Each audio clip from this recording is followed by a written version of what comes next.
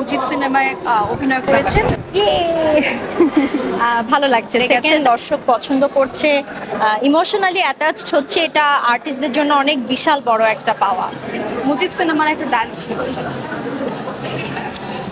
মুজিব সিনেমার ডায়লগ আমি এখানে দিতে চাই না, স্পয়লার দিতে চাই না, এটা হলে যে দেখতে হবে তারপরে ডায়লগ শোনা যাবে, এখন ডায়লগ বলা যাবে না। মানে অবসর সময়টা কিভাবে কাটছে, কি করছেন?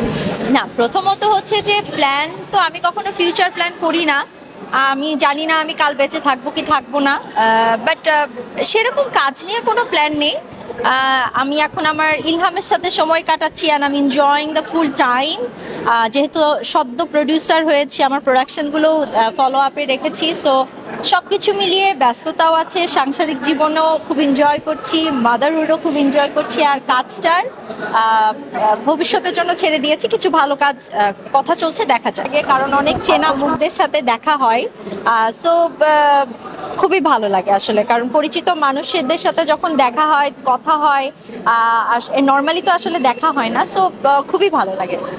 ওটিটিতে সবাই বলে কি খুব নৃশংস কাজ হয়, হত্যা, খুন।